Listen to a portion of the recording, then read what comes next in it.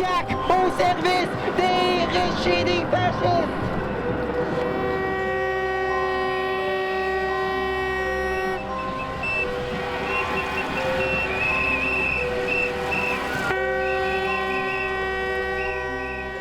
Bonjour tout le monde, merci d'être là pour le dîner causerie intersyndicale sur les lois autoritaires de la CAQ. Vous connaissez, je m'appelle François, je suis président du syndicat. C'est une activité qu'on a organisée avec les autres syndicats du collège. On a une invitée aujourd'hui, c'est Chantal Hyde du Conseil central du Montréal métropolitain. Bonjour. Aujourd'hui, on parle de la question des lois, mais elle est parallèle à un autre enjeu que celui-là, on en a plus parlé, c'est la question de l'austérité. Vous vous souvenez, en 2023, on a fait la grève pour nos conditions de travail. On a eu des gains.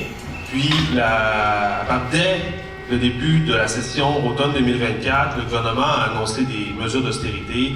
D'abord, les coupes dans les budgets d'investissement, ensuite le gel d'embauche, le plafonnement des heures et les coupes dans le budget des collèges. Coupes qui vont se répéter. C'est pas mal certain que dans le prochain budget, il va y avoir d'autres coupes.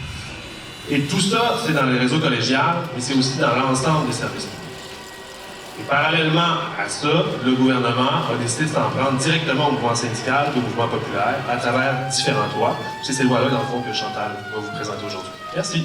Donc, comme il a dit, je suis Chantal Hyde, je suis secrétaire générale du Conseil central du Montréal métropolitain affilié à la CSN. J'ai commencé avec le projet de loi 59 qui est devenu la loi 27, qui est la réforme pour améliorer la santé et sécurité au travail. Ça a été une catastrophe. On a reculé en arrière de 40 ans en matière de santé et sécurité du travail au Québec avec cette loi-là. En santé, à cause des mesures austéritaires, ils sont en pénurie de main-d'œuvre. Il manque de monde sur le plancher en santé. Fait que si en plus on met du monde pour faire de la prévention, on aura moins de monde sur le plancher. Donc on ne peut pas se permettre d'avoir encore moins de monde sur le plancher, donc on ne fera pas de prévention.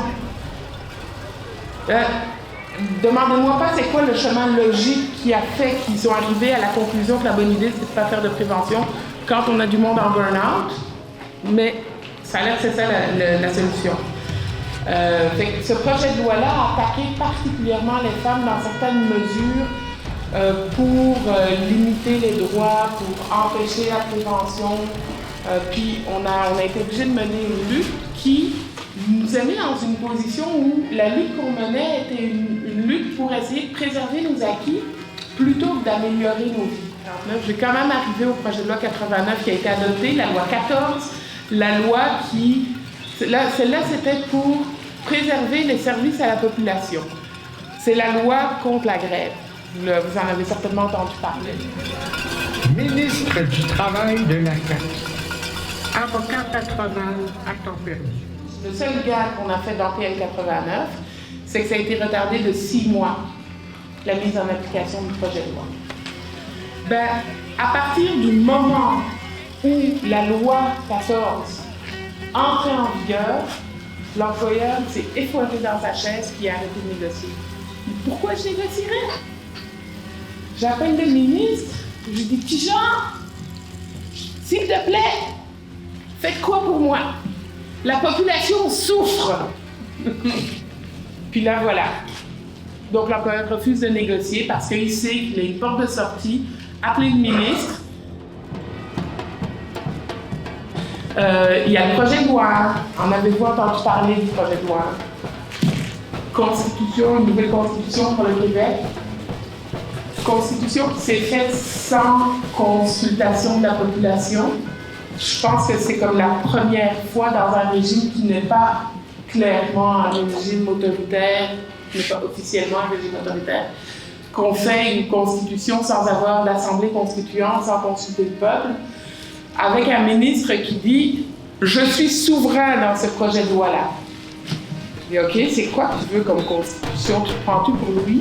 Et lequel? Quel numéro? C'est qu'on a raccourci, un autre, je ne sais pas trop. » Mais c'est très inquiétant d'avoir un ministre qui se permet de dire « Je suis souverain, c'est moi qui décide ». Comme il a quand même été élu par du monde.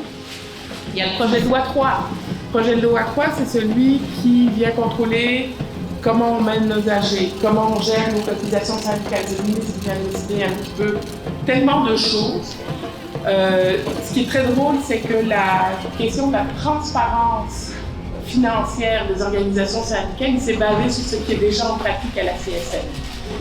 Mais ça reste que c'est aux membres à déterminer ça. C'est ça la base aussi du syndicalisme, c'est les membres qui décident ceux qui font de leur cotisation. C'est pas le ministère qui va venir nous imposer, qui devrait nous imposer ça. Encore une fois, un projet de loi qui est contre la liberté d'association. Et tous ces projets de loi, et l'autre, parce qu'il y a le projet de loi 14 qui est contre, pour venir attaquer notre droit de manifester, notre manière de manifester. Évidemment, il y a les projets de loi 21 qui sont des lois soi-disant pour la laïcité, mais qui sont encore une fois des lois qui attaquent particulièrement les femmes. Voilà. Ce que je souhaite que vous reteniez, c'est pas les numéros des projets de loi, c'est pas forcément tous les éléments problématiques de chaque projet de loi. Il y en a trop. C'est que on s'en va dans une vague austéritaire.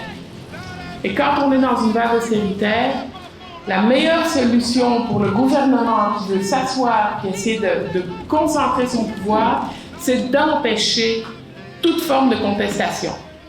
Puis le projet de loi 1, le projet de loi 14, le projet de loi 3, ce sont toutes des stratégies pour venir affaiblir le mouvement ouvrier, affaiblir le mouvement communautaire, parce que là, je vous ai passé toutes les coupes qu'il y a eu dans le communautaire dans les derniers mois, qui sont une catastrophe. Déjà que le communautaire ramasse tout ce que la santé est plus capable de faire, parce qu'il y a eu trop d'années d'austérité.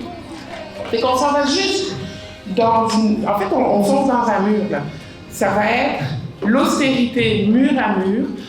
Je ne veux pas être un oiseau de malheur, mais les coupes que vous subissez en ce moment, le stress, la pression que ça rajoute dans votre quotidien au travail, d'être obligé de faire encore plus avec de moins en moins, mais si on laisse ça continuer comme ça va juste s'empirer.